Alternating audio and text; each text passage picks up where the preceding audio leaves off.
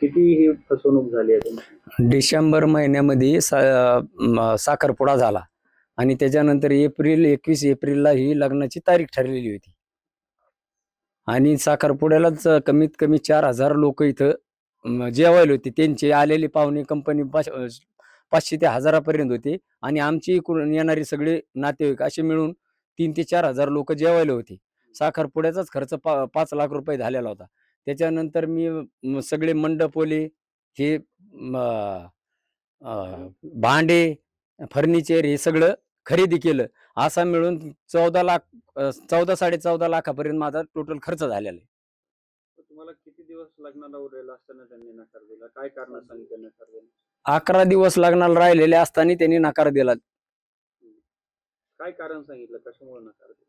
ते पुण्याला कपडे घ्यायला गेल्याच्या नंतर त्याच्या काय मनात आलं हे काय आम्हाला सांगता येणार नाही. त्यांनी कपडे घेतले नाही. ती मुलगीन ते मधीच सोडून ते चकलांब्याला गेल्यानंतर आमच्या पुतण्याला त्यांनी दुसऱ्या दिवशी फोन करून म्हणजे आमच्या गावी या चकलांब्याला असं म्हणून आम्हाला बोलून घेतलं.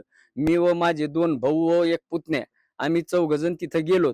गेल्याच्या नंतर त्यांनी आम्हाला तुमच्या मुलीशी माझं लग्न करण्याची इच्छा नाही असं म्हणून आम्हाला त्यांनी डायरेक्ट सांगितल्यामुळे आमची बुद्धी हँग झाली. आमच्या पायाखालची वाळू सरकून गेली. एवढा अचानक कस काय समजा निर्णय घेऊ शकतो? तुम्ही जाब विचारला असेल, काय सांगितलं कारण? आम्ही जॉब विचारला काय कारण तर ते म्हणला मग नंतर मला 20 तोळे सोनं 10 लाख रुपये देत असले तर मी तुमच्या मुलीशी लग्न करतो. मग आता तुम्ही पोलिसात तक्रार दिली आहे, काय कारवाईची मागणी आहे? पोलिसात तक्रार जी दिलेली आहे, पोलिसांनी आम्हाला आमच्या मुलीला न्याय मिळवून द्यावा आणि आमचा झालेला 14 लाख रुपये खर्च द्यावा.